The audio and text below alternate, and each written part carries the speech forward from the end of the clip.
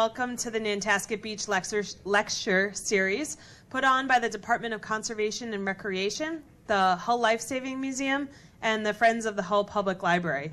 As I mentioned, we're really thankful to the Nantasket Beach Resort for hosting us here tonight, and we're also very thankful for Hull Community Access Television, who tapes all of these lectures and makes them available on Hull Cable Access TV. So if you have friends who weren't able to attend the lecture, you can certainly lead them to Hull Cable Access Television, and they can check out the lecture there. As always, this lecture is free, but your donations are graciously accepted and welcomed, as the money goes to pay for upcoming speakers and lecturers to continue on this series. So we urge you to make a donation this evening. Now more than ever, we need your help. So thank you for your contributions. Without any further ado, I would like to introduce tonight's speaker, Charles C. Mann, not to be confused with Charles Mann, the former star defensive lineman for the Washington Redskins. They are not the same. But Charles does tell me that he does not know how to contact him, so don't ask. He doesn't have his phone number, his email address, he doesn't have it. However, Charles C. Mann is the author of 1493, a New York Times bestseller, and 1491, which won the U.S. National Academy of Sciences Keck Award for the best book of the year. A correspondent for the Atlantic Monthly, Science and Wired, he has covered the intersection of science, technology, and commerce for many newspapers and magazines here and abroad, including National Geographic, the New York Times, Vanity Fair, and the Washington Post. In addition to 1491 and 1493, he is the co-author of 5 other books, one of which is a young person's version of 1491 called Before Columbus. If you're interested, his website is www.charlesmann.org. So please join me tonight in welcoming our speaker, Charles Mann.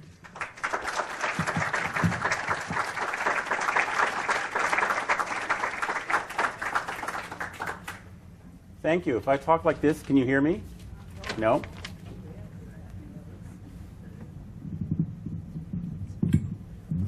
This is better? Yes. Okay. Thank you very much for coming, for finding this place. I went to the wrong place, and I saw some of you there. And there's some poor, bewildered person from the running club who is being barraged by questions about where the lecture was. I'm kind of relieved not to see her here. Thank you very much to the Department of Conservation and Recreation, the Hull Lifesaving Museum, and the Hull Public Library for inviting me. There was a slight bit of confusion because I've written these 2 books. One's called 1491, about the life before Columbus, and one's called 1493, about what happened after. And some of the publicity said that I was going to talk about one book, and some of the publicity said I was going to talk about the other book. And so what I realized that if I just talked about one, it was going to inevitably annoy half the audience. So what I did is, for the first time ever, I sort of mashed them all together into a single talk. So this is kind of an experiment, and you guys are my guinea pigs, and maybe at the end you'll tell me whether this worked at all. I thought I'd start at the beginning. As most of you probably learned in school, 200 million years ago, the Earth consisted of a single giant landmass. Scientists call it Pangaea. Geological forces broke it up, forever separating the various parts of the world, and forever separating the ecosystems in the parts of that world. And so for tens of millions of years, the various plants and animals in one part of the world and the various plants and animals in another part of the world had absolutely no communication, until suddenly this picture was changed about 500 years ago by this guy. One of the ways I got started in this was that 20-some years ago, my mother demanded that I come back to my childhood home and deal with all the stuff that I had left there since I went away to college, and which I had just piled up in the attic and had been there for many years. And I was opening up all these boxes for the first time, and I discovered, to my amazement, my 8th grade American history textbook from Highland Junior High School. And there is this picture in it, and that was Columbus. That was their version of Columbus. And then right across from him was this picture. It was labeled The Americas Before Columbus. So this is what apparently we were taught that Columbus had discovered. He'd walked into the Caribbean and found these guys. And I stared at this picture, and I was kind of riveted, because it's unusual to see a picture in which absolutely everything is wrong. Usually you get, 1 or 2 things right, kind of by accident. But this one is amazing. I mean, it's like perfectly wrong. To begin with, there were no horses in the Americas at the time of Columbus. You know this, right? Right. No, there are no horses in the Americas at the time of Columbus. Not one. And there were people who wore these kind of hats here, but none of them were in the Rocky Mountains, which I gather is what that must be. And I just have no idea. This guy is coming here with the thing. He was from some sort of Wagnerian opera or something. I don't know where he's from. And then this, I think, is a tumbleweed. And tumbleweeds are also migrants. They're actually from Russia. They didn't exist in the Americas until about the 1830s, and they were an invasive species. And in fact, they're regarded as such a nuisance in the old West that when Nebraska became a state, the first bill that the legislature debated was to build a giant fence around Nebraska to keep out the tumbleweeds. And if any of you have been in western Nebraska, you know how successful that was. So the point is that this is what I learned. This is what we were taught in Highland Junior High School. And I was kind of flabbergasted. And then when my son went to school, he basically learned the same kind of thing. And I thought, somebody should write a book. So what I learned when I went to Highland Junior High School, what we were taught, and what probably most of you were taught, is that Indians walked across the Bering Strait 12,000 years ago. Not very long ago as these things go. They lived for the most part in small, scattered bands. And they had so little impact on the environment that when Columbus landed, our hemisphere was, for all intents and purposes, a wilderness. And one way to summarize the last 30 or 40 years of research by archaeologists, anthropologists, sociologists, ecologists, geologists, just all kinds of different people, would be to say that the overwhelming majority believe that all three of these things are wrong. The native people were here for far longer than previously believed. Nobody really knows, but typical numbers that get thrown around are 20 to 35,000 years. They're here in much greater numbers than previously believed. And again, nobody really knows, but typical numbers you would see now are 40 to 60 million. I should note that these estimates keep rising. And they had much more environmental impact than previously believed. And this is particularly interesting to me and something I'm going to be talking about. So if you wanted to have an image of what the Americas were like before Columbus, instead of those guys, wandering around on their horses, who didn't have horses to begin with, but, wandering bands, I would suggest maybe this. This was the capital of the Aztec Empire, and it was a computer reconstruction of what it looked like when Cortez saw it in 1520 AD. And it was on this artificially contoured lake.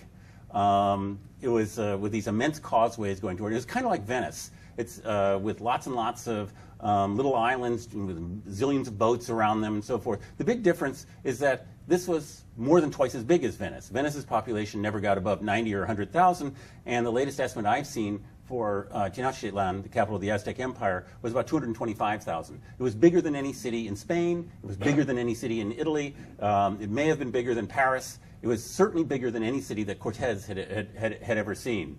And the reason for showing this is not just because it's a cool picture and more accurate, but most of the people in the Americas, like most of the people in Europe at that time, either lived in cities or were connected to them because they grew the food for people to eat in the cities.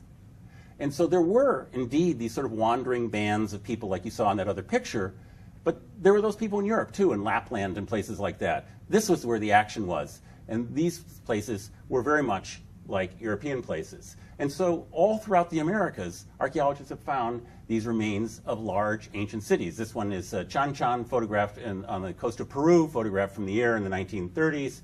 The biggest one in North America is shown here. It's called Cahokia. It's outside of St. Louis. This is, of course, a reconstruction of it.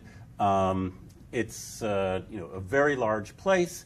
There's these gigantic earthen mounds, some of the largest ones in the world.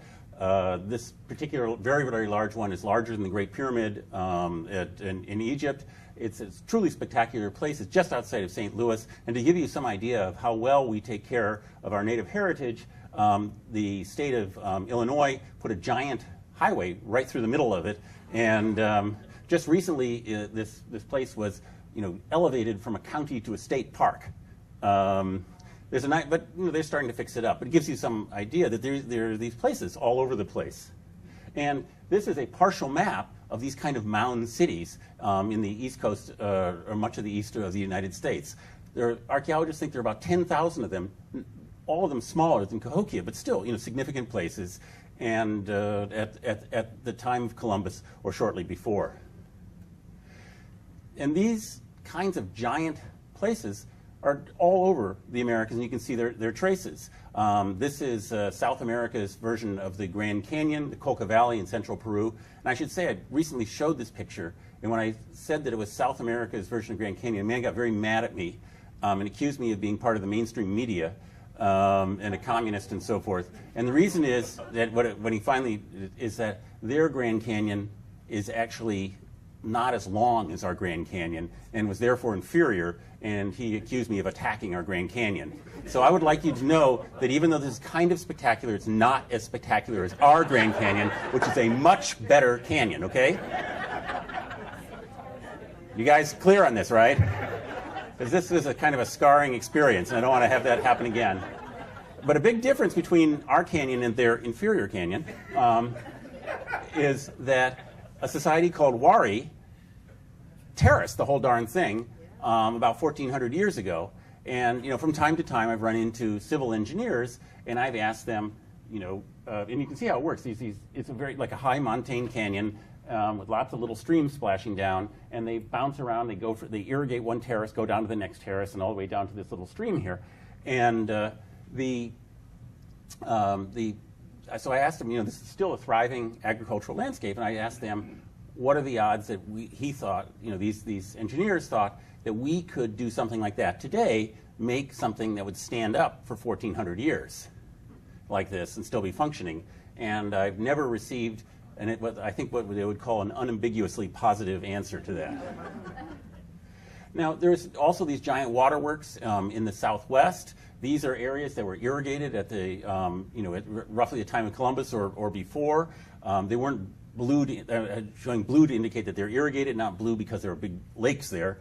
But the point is there are these giant waterworks, water supplies going, and one of the reasons that the Southwest is such a mess in terms of its water supply now is that the Europeans who came in there didn't realize that the hydrology of the place had been radically changed by the original inhabitants, and so they built everything in the wrong place. The water had been channeled to point A, we foolishly built our stuff on point B, and they've been fighting with this now for several hundred years.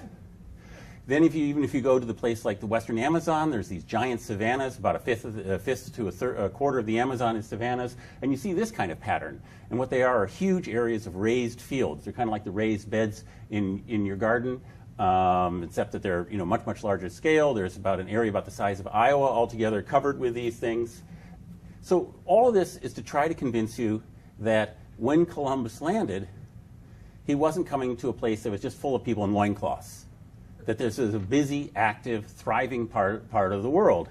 And one of the things I noticed when I wrote my books is that historians and archaeologists draw maps in a very different way. If you look at a map drawn by a historian of Europe in 1500, they'll show these nice dotted lines that are the borders between countries that are like, they are serious borders like we have now. And that really wasn't the case. But archaeologists are much more proper, and so they'll just draw these blank areas and then put a few names in them. And this gives you rise to this impression that there weren't really like countries in the same way. So what I decided to do, because I'm a journalist and irresponsible, is I would use historian standards to draw a map of what Columbus came to. And so this is my effort at a map. It's kind of bogus, like the historian's map, but I'm hoping you'll go with me. And so you might start in the middle here, the Triple Alliance. That's actually a better name for the Aztec Empire, which was a group of 3 people. Aztec is sort of a made-up name. And then right across them is Tarascan Empire.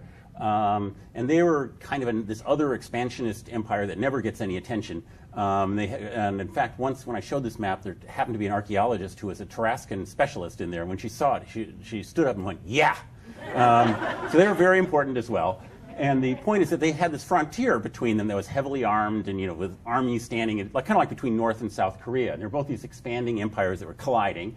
Then if you go up here, you have the Caddo, the Kusa, and the Calusa, who are these kind of expanding native polities. And then where we are, you have these alliances of villages that are sort of jostling around, dominated by the Haudenosaunee, who are the Iroquois, and the Wendat, or the Huron. But the real action here down in South America, That's Tawantinsuyu, the Inca Empire, the land of the four quarters, and that was the biggest centrally governed state on Earth at the time. It stretched across an area equivalent from Stockholm to Cairo, had the biggest road network in the, on the planet. It was really an amazing place. You would not have wanted to be governed by them because they were rough customers.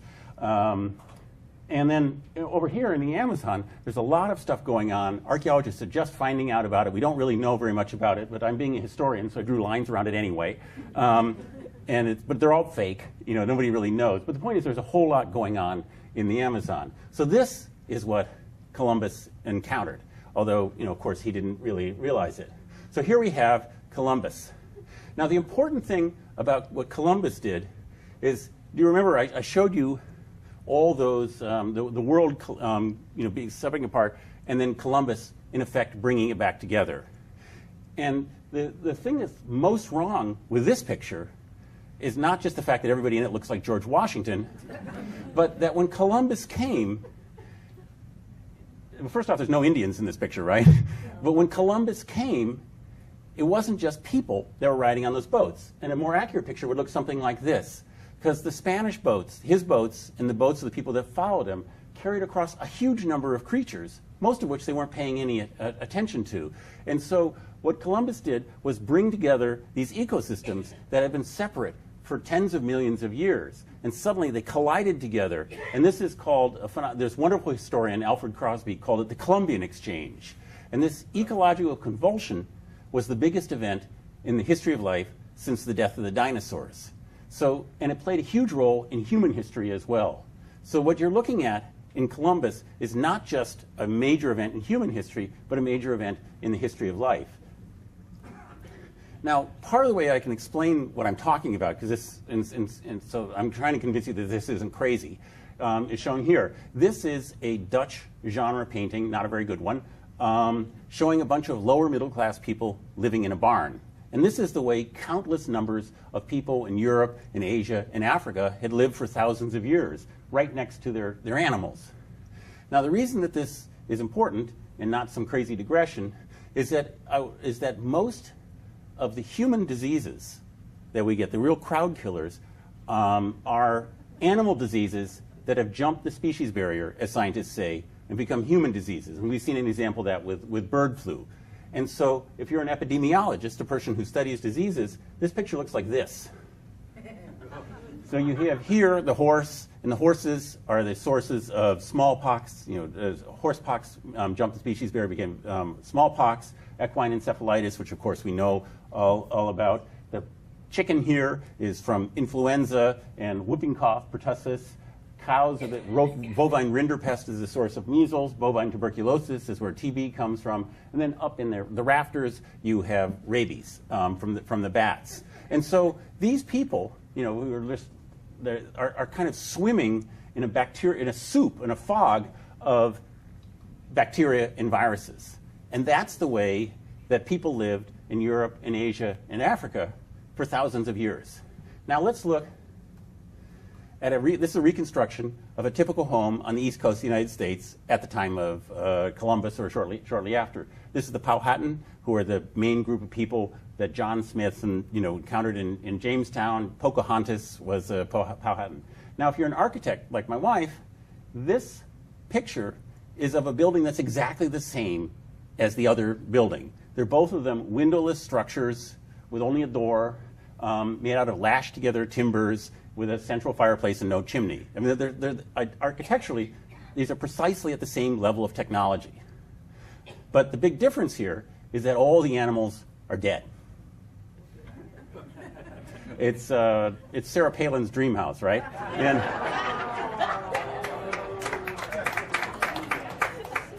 now,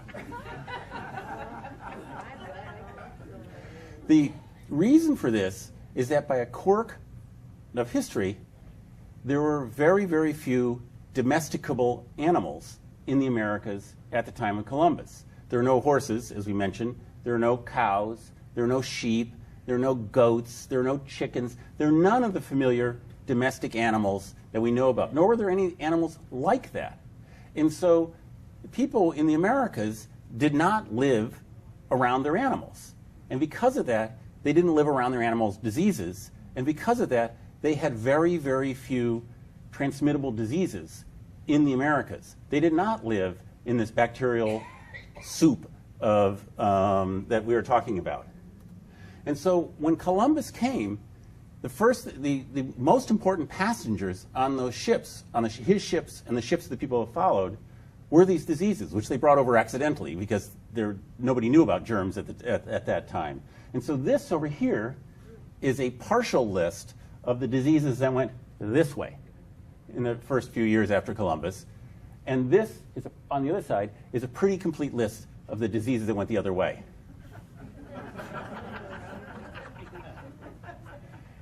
And so this huge imbalance, I would argue, is what the most important fact in American history that our kids and our grandchildren should learn, because when these diseases came over, in the first 150 or so years after Columbus, somewhere between 2/3 and 90% of the original inhabitants of the Americas died. It was the greatest demographic catastrophe in human history. They just swept through these places. And the result is that this continent became depopulated.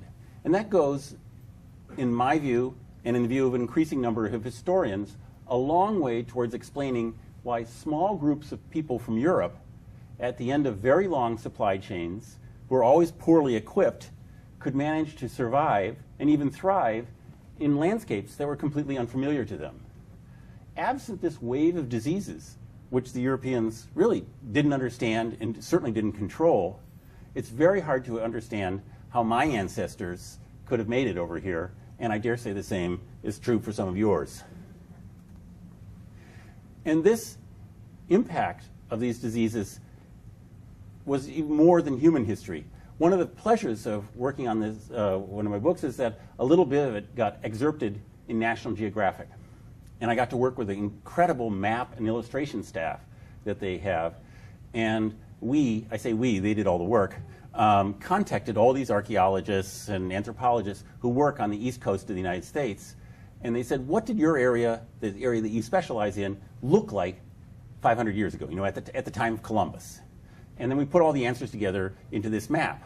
And what this map shows is the east coast of the United States. And these light green areas are areas where people had cut down all the trees to grow corn, to grow corn and beans and squash.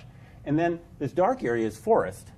But no, this wasn't like the kind of forest we think about, this dark, virgin forest with these huge trees. And the reason is that native people burned it, most of the undergrowth in spring or fall or both, to keep down bugs, which if you live, you guys live here, you know what a good idea that is, and also to bring in animals they like to hunt, like deer or elk or moose or even bison.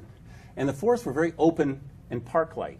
They're so open and park-like that John Smith, the guy, Pocahontas John Smith, claimed that he could ride at a full gallop through the deepest forest. And he was so crazy he may have done it. So you have this kind of open park-like forest and huge areas covered with cornfields. Then we went to the same group of people and asked them what their area that they studied, looked like 150 years later, in 1650. And the forest fills in. And the reason is these places have been kept open by human effort, by people burning for undergrowth, by people cutting down trees, lots and lots of people doing stuff. And when all those people died, the forest filled in the kind of natural process. And so when we learn, from Thoreau and John Muir and so forth, talking about the great American forest, that's what they saw. That's absolutely what they saw. But what they didn't know was that it was recent. It was new. It was an accidental European creation. The great wilderness that we think about, that in my textbook in Highland Junior High School, it talked about how a squirrel could, jump from tree to tree all the way from the Atlantic coast to the Mississippi, and it was probably true. But all that was a recent invention. It had nothing to do with native people and had everything to do with these diseases. Now, the interesting thing is, from a modern point of view, if you look at this, you see trees, right? There's massive regrowth of trees. And what does that mean? Trees are sucking carbon out of the air. And in recent years, scientific journals have been full of diagrams like this. Now, I don't really expect you to look at this and understand it, because these diagrams are just incomprehensible. I'm just trying to convince you that they're full of these kind of diagrams. And what they show are people's efforts to measure how much carbon dioxide was in the air over the last few thousand years. And they do it by measuring the amount of ash that's or carbon that's in the bottom of lakes and layers, or measuring the amount of carbon dioxide in little bubbles of gas in the Arctic, that kind of thing. And what they typically show is that about 500 years ago, there's a big drop. And that was because all these native people throughout the Americas who had been burning these large areas to keep them open for their cornfields died. They stopped burning. The trees come in, and not only is carbon dioxide not going into the air from all the fires, but it's actually being sucked down in the air. And the result, more scientists increasingly believe, was this bizarre period called the Little Ice Age, which was this 250-year cold snap, started in about 1550 and went almost to 1800. And we had these really epic cold winters, the kind of Paul Bunyan type, really cold winters, and led, among other things, to the creation of another Dutch genre, which is the picture of little kids skating on the canals. And the striking thing is I read an entire book about Dutch genre painting to find this out. It was extremely tedious. And the thing I want to tell you is that I finally found the fact that I was looking for, page 370 or something. And this picture was painted in April. And I don't know if any of you have been to the Netherlands, but it's been a really long time since the Netherlands looked like this in April. So this kind of thing, where you see these consequences across the entire world, is why increasingly historians say that what Columbus did is the beginning of globalization. It's the beginning when you have these large-scale effects where people are starting to affect even the climate across the entire world. Now, this is a modern perspective. It's nothing that our ancestors would have thought about. I've described it totally from the point of view of somebody from 2013. What they were paying attention to is here. And what they thought was important about the Americas was less than they discovered but about 50 years later, in 1545, Spaniards discovered in southern Bolivia the biggest silver strike in history. I mean, it was huge. And it doubled or even tripled the amount of precious metals in the world. And silver was, and gold to a lesser extent, were the currency, almost everywhere in the world. And suddenly Europe, which had been a relatively poor part of the world, that's why I was trying to go to China, which is a rich part of the world, it was like the Beverly Hillbillies. They suddenly hit it big, and they went shopping. And massive numbers of people poured into this town, created this boom town, Potosi. For about a century, it was the biggest town in the Americas. It's this incredible place. It's up 13,000 feet. You can't grow anything there, and still, and the Spaniards tried to block anybody from going there because, of course, they wanted to monopolize the silver, and it still managed to get to be 160,000 people there within 50 years, despite the fact that the Spaniards were trying to kill everybody who went there, and it was actually impossible to get there and impossible to eat once you were there. Nonetheless, it turns out that people really like silver, and they will do anything to get it. And this absolute wash of silver poured out of here, and to a lesser extent, Mexico, because just to make things even better off, the third biggest silver strike in history they found in Mexico. So they found this incredible amount of money, because silver was money, and a whole lot of it went across the Pacific to Spain's entrepot in Manila, where it's traded for silk and porcelain and slaves and spices and all the things. That was what Columbus was trying to do. He was trying to go to Asia to get all this good stuff that the Europeans wanted. And then a bunch of it walked across Mexico, went with sugar and tobacco, went to Europe, and then was used to buy guns and horses, which were used to buy slaves. And so you have, very quickly, by about 1600, the entire world linked together in a web of commerce. This is the kind of globalization that you hear about in the papers. It's been around for 400 years. And I don't know if you remember, there's this guy named Tom Friedman who wrote a book called The World is Flat. Have you ever heard of it? My publisher was joking for a while that we should call my book, "Ha ha, Tom Friedman, the world has been flat for 400 years. But reason set in and we didn't do that. But this is obviously an incredibly important thing. But what I'm going to try and convince you was that the ecological, the environmental consequences were even greater, were even more important. Because these ships shuttling around the entire world carried all these other creatures on them that ended up having a major impact on us and our lives. And one of the examples I'd start with is the potato.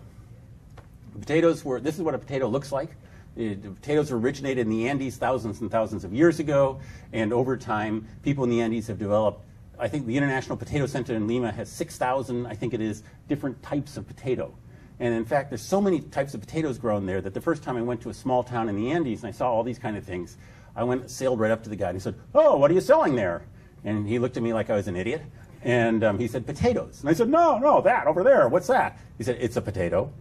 And we had this conversation in which I said, "No, I speak Spanish. You can tell me what it really is. It's a potato." And so anyway, these are potatoes. And if you ever go there, don't do what I did, because there's at least one person in this small village who is pretty convinced that Americans are the stupidest people on the planet, meaning me. And so they developed these thousands of different types of potatoes. Now, an interesting thing about the potato, which I learned, is that most of what Europeans eat are cereals. They're like grain here. I actually gave a talk in New York, and I showed this picture, and I suddenly realized about half the audience didn't know what it was. This is wheat, right? You guys know this. Not like you're sophisticated, not like those people in Manhattan. And the deal is, the wheat, the good stuff, the seeds, are all on the top of the plant, and it's on this very slender little stalk. And so if you're a super successful wheat farmer, you grow a big head of wheat, it gets top heavy, and the wheat will fall over and die. It's called lodging. And so there's a limitation to how much you can get out of a field of wheat by the architecture of the plant itself. It won't let you do any more than so much before it dies. Now, over here is a very happy Lebanese farmer with a potato that I don't think it's trickery. I think it actually is bigger than his head. It's a 25-pound potato. And the reason you can do this is that potatoes grow underground, and so they can be as big as you want. It has nothing to do, it won't hurt the plant if the potato gets really big. And so when European farmers got potatoes, they were able to get, as scientists say, about 4 times as much dry food matter. I mean, when you squeeze all the water out, from an acre of potatoes than they could from an acre of wheat. So the potato is like this fantastically better thing to grow if you're a poor European farmer. Now, the people in the Andes had known this, and the way they grew them was they dug out these sort of ridges and furrows like this. They're called huachas, or huachacuna if you're plural, and that's exactly how Europeans grew them. And so a huge chunk of the northern Europe became Andeanized, became turned into a landscape that a 13th century Andean peasant would have recognized. They dug these ridges and furrows and they planted potatoes in them. And so this big swath of Europe like this became covered with this Andean crop. It was an enormous change in European history. And what this did was, Europe up to that point could barely feed itself. The great French historian Fernand Braudel tracked all the numbers of famines, and he did the major European famines per century, and this is a tally of them. And then you see the American crops being introduced, and basically after that, Europe, for the first time in its history, can feed itself. And the result is a population, which has been sort of very, very slowly growing with a dip where there's a Black Death, starts to take off. And as Braudel said, potatoes are literally the fuel that made the European empires possible. Because for the first time, these places didn't have starving mobs of people around, like in Les Miserables, right? If all these people, lurching around trying to feed themselves, they actually could feed themselves. They had armies, they had stable governments. And what it turns out that governments like to do, as soon as they get to be stable, is go around and conquer somebody else. And now they have an army. And so without the potato, it's very, very difficult to imagine how European empires would have happened. So much so that if you go to this wonderful library you have in Hull, and you look and you decide that based on my talk you want to get a 1-volume history of Europe so you can find out something, you should look in the index. And if there isn't an entry for potato, you should put that book back and get a more modern book, because this is really, really an important event. Now, that isn't just what happened. Because Europeans saw the landscape transforming around them completely, they realized that you might be able to grow more. And so European scientists in the early 19th century started studying all this. How would be the best way to grow farming? Because we see what can happen when you grow different crops in different ways. And one of the things they discovered was that you need nitrogen. Plants need nitrogen. And they can't get it from the air. The best way to get it is in the form of nitrates. And the best source of that they could find was bird excrement, guano. And it turns out that there's these islands off the coast of Peru where seabirds have been roosting for thousands and thousands of years. And these are low islands, and what these are giant cliffs of guano, 200 feet tall. I've been there, it's like just as disgusting as you imagine. And what happened was they brought over all these slaves from China who worked in horrible conditions mining the guano. It's like a nightmare. And they poured ships full of guano, which must have been just awful, and sent them across, down across the bottom of South River, and huge shiploads of guano started coming. And this was the beginning of modern high-intensity agriculture, where you have a lot of land, you pour in all these chemicals, and you grow things. And this is where it started, here with South American guano. And on these these ships carrying the guano, came another passenger, Vitiver infestans, the potato late blight. And 2 years after the first major shipments of guano, bang, comes the late blight, which has until then been this Peruvian disease. And it just sweeps through Europe. Remember that big, huge swath of Europe I showed that had been turned into a giant potato farm? Well, when this comes, from the point of view of late blight, Europe is like an entire continent of breakfast. And it's the first modern agricultural calamity. And so the first records of it is in this town. I won't even attempt to pronounce its name, something like Kortrijk, in 1845, in the end of June. Here, mid-July, 1845, mid-August, mid-September, mid-October, just radiates across Europe. And by the end of the year, about 1 million people are dead. End of next year, because it's still around, another 1 million people die. The worst impacts are in Ireland. And of course, this is Boston, so you guys know all about this, right? And it's just absolutely incredible how terrible the impacts were in Ireland.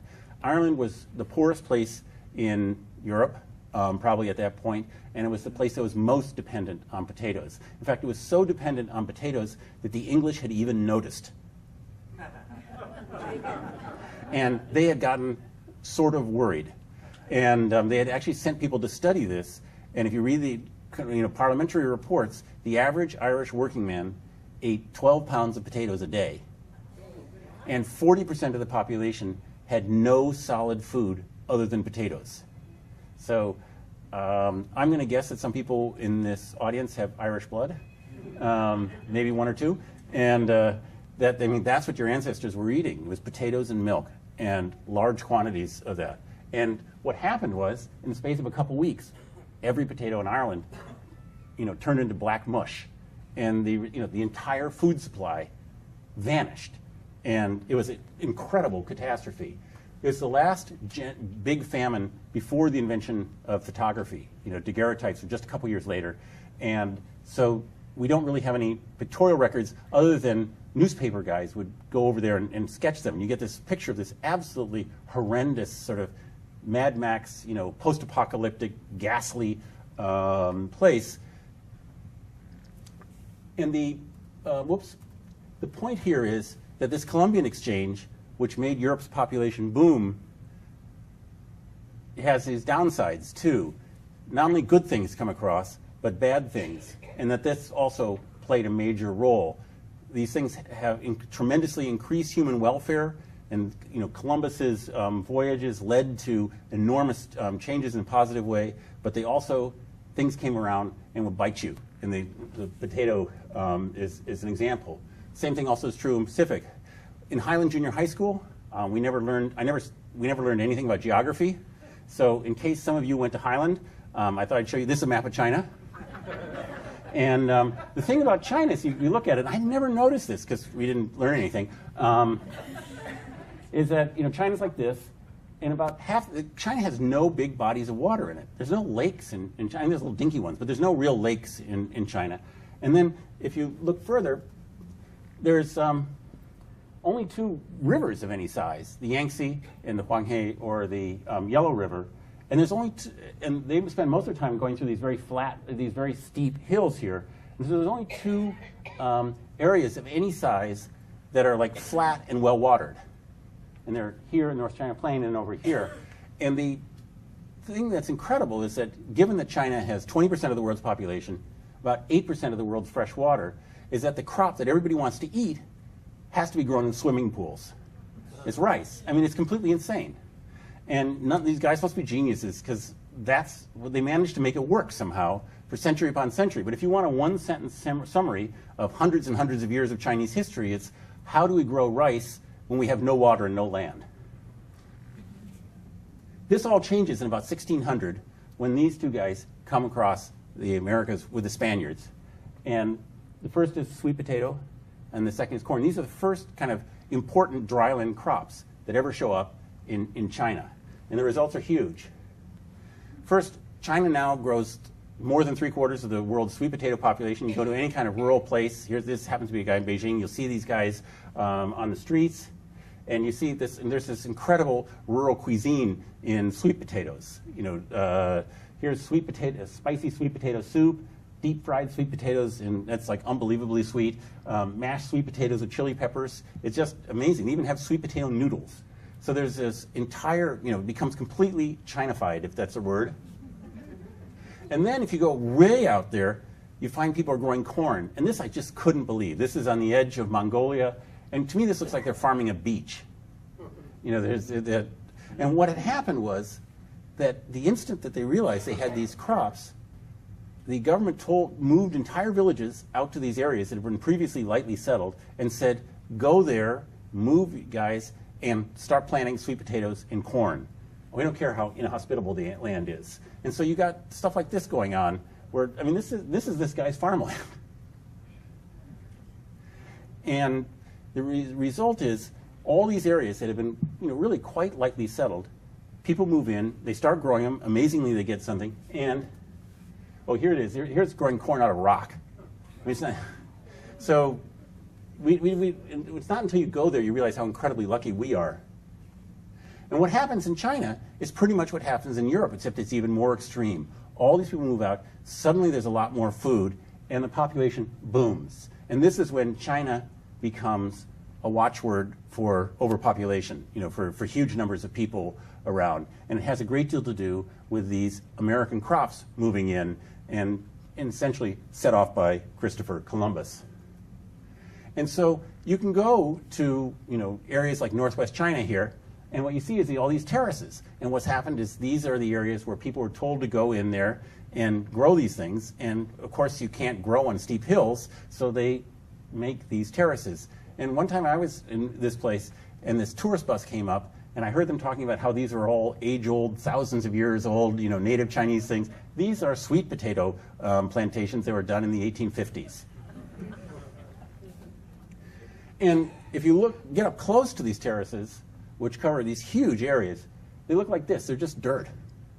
And what's striking about it is that if you stay in the villages and it rains, which it does occasionally, all the terraces fall down, and you're woken up at 4 o'clock in the morning by as all these guys are out there with hand tools fixing up the terraces. And you can imagine how well that works. This is about a 90-year-old terrace here, and this poor guy is still trying to grow sweet potatoes out of it.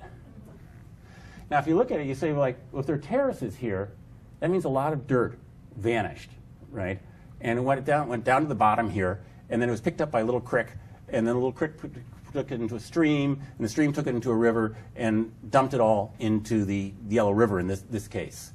And what that happens then is that an enormous amount of soil from here is carried away in the rivers. And when that happens, you get these amazing erosion effects. This is, these guys here we talked to had told us that 30 years ago you were able to walk from this point to this point. So that's the rate at which erosion is happening. And again, this whole thing was set off by the decision to start planting American crops there.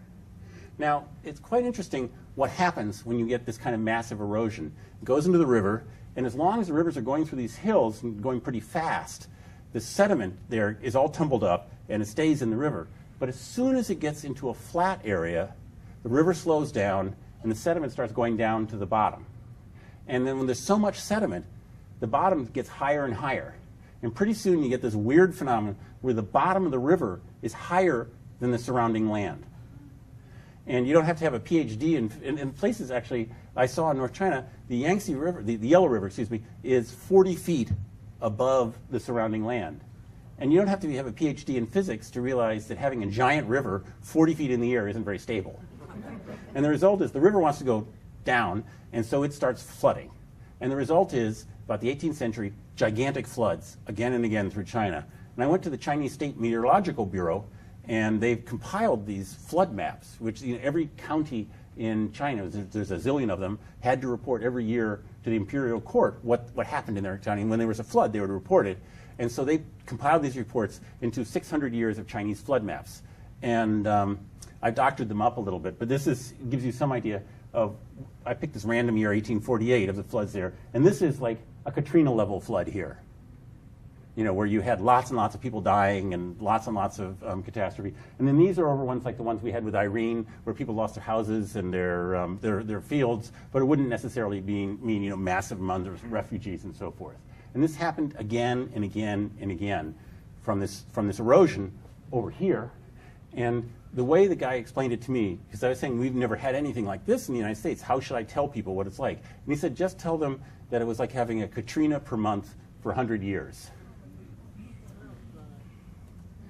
And this goes a long way towards explaining why China, which at the time of Columbus was the richest and most sophisticated and most powerful country in the world, by the end of the 19th century becomes something that a bunch of Europeans can move in and push around. Because you have vast numbers of flood refugees. You have this huge thing called the Taiping Rebellion, where the flood refugees start an insurrection and 20 million people die. You have you just have continuing chaos, and the government starts to look worse and worse.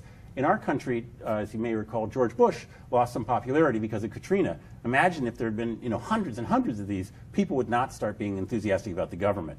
And even to this day, the effects are being felt. And the Chinese are now trying to bring back some of these forests that they cut down to plant sweet potatoes and corn. And they have these things where they make the farmers go out and dig these pits.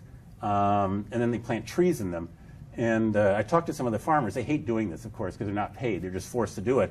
And they told me that they figured out a way around it, which is that they plant northern pine in there. And so the trees die, but then they just go back and they just have to plant the same pits every year, so they don't have to keep digging new ones. And some of these have been these guys told me that they have been planting trees in the same pits for 5 or 6 years. I thought this was very clever. But what the Chinese government is in its ham-handed ways is trying to undo the legacy of Columbus here. That all of this was sort of set up by Columbus, inadvertently, and they're trying to fix it not all that well. Now, we got some of this too, I should say. The impact of Columbus was over here as well. And when I look back, I think the biggest gift that Columbus gave us was malaria. Malaria didn't exist in the Americas at the time of Columbus. And again, in Highland Junior High School, we didn't learn anything about malaria, so I thought I'd tell you. There's a single-celled parasite here called Plasmodium. There's a bunch of different species of it. It's a little creature that goes into your blood. It's in the mosquito. The mosquito bites you. It shoots out a few of them into your body. It reproduces like crazy, goes through a bunch of changes. Then it opens up red blood cells, pries them open, hides inside the red blood cells, reproduces really like crazy, and then in this coordinated onslaught, it rips open all the red blood cells in your body, and it floods your system, and you feel just terrible. You have a huge fever and shakes, and if you're an older person or a person who's sick anyway or malnourished or a child, you're quite likely to die. And Plasmodium, which is a species, can hide in the body for months, apparently, and then suddenly resurge in these apparently healthy people, and that seems to be how it got across the Atlantic. Somebody would say, I'm feeling well, I had this awful disease, but now I'm feeling well. They cross the Atlantic, they get sick again, and then over here it turns we have the right kind of mosquitoes. It has to be carried by a kind of mosquito called the Anopheles mosquito, which there's lots of them all over the world. And this is a map of the distribution of Anopheles mosquitoes, the main ones in the Americas. And all these green areas are where you can, in theory, get malaria. But there's another factor that has to be considered. The worst kind of malaria, the kind that Bill Gates is fighting and so forth, is called falciparum malaria. And it's a tropical creature. And it basically can't exist here. It's too cold. And so there's occasional outbreaks of malaria in Boston and New Haven and so forth, but it's basically not going to be around here. It has to be in a place that's warm enough all through the summer. It needs essentially 3 weeks of weather in which the temperature never drops below 69 degrees. And that's not Massachusetts, luckily for us. However, it is Washington, D.C. And so there's a line where falciparum malaria, this bad kind of malaria, can't really exist for long, and it's the Mason-Dixon line. And the same thing is true down here. You can get it you can get falciparum in Brazil, but then just right south of Brazil, you don't get it. And this, of course, is where slavery is. You have slavery in this big band here, and we had slaves in Massachusetts. I mean, Massachusetts was the first state to officially legalize slavery, but Massachusetts was not a slave society the way Virginia and the Carolinas were. And so there's this remarkable fact that where there's malaria, there's slavery, and where there isn't malaria, it isn't a slave society. And I'm going to spend a few minutes arguing that this is not a coincidence. Here's another map. Malaria has been around so long that people have developed mutations that help you fight it. And basically, they, in all of them, change the red blood cell in one way or another that make it hard for the parasite to get in. And this is called sickle cell. It's the most famous one. It makes kind of a crude way of putting it, makes you sort of half immune to falciparum. And you notice that the place with most of this is Central and West Africa. Here's another one. It's called G6PD deficiency, much less well known. It has a weird side effect. It makes you deathly allergic to fava beans. And in fact, there's occasional cases. There's a few people in Sicily who have this mutation, and their ancestors live here in the United States. When I lived in Italy, every now and then, somebody from Philadelphia or something would come to the old family house. They'd serve them a platter of fava beans, and they would drop dead. Anyway, but the point is, again, G6PD, most common, that's a digression, sorry, in Central West Africa. There's another one called the Duffy negative antigen. That's here, again, in Central and West Africa. There are more people in Central and West Africa that are effectively immune to malaria than anywhere else in the world. Now, malaria has another disease that usually goes along with it, another mosquito-transported disease called yellow fever, which is even more deadly. Yellow fever is like chickenpox. If you get it when you're a kid, you survive. If you get it when you're an adult, it's really bad. And so this, at the end of the 17th century, say, was the world's repository of people who had yellow fever and were immune. So there are more people who are immune to yellow fever and malaria in Central and West Africa than anywhere else in the world. And the impact of this was first realized by this great historian, Philip Curtin. What he did is he found out that there had been these parliamentary inquiries in the early 19th century by Britain to discover why all the people they sent to their colonies died. And they discovered that if they went to these malaria areas, here is the survival rates per year for people in malarial Central and West Africa.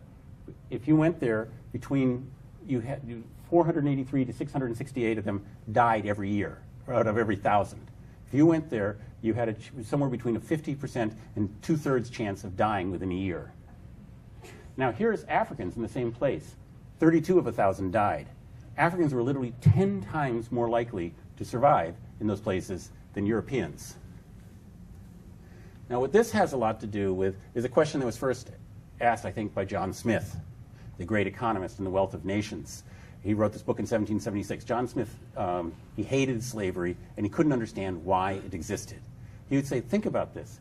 We have a system in England here called indentured servitude. If you wanted to set up a colony, you wanted to set up a plantation in Virginia, you could bring over somebody, they would pay for their passage by working for you for 4 to 7 years, and then they would go off and start on their own. And this had worked perfectly well in England for centuries.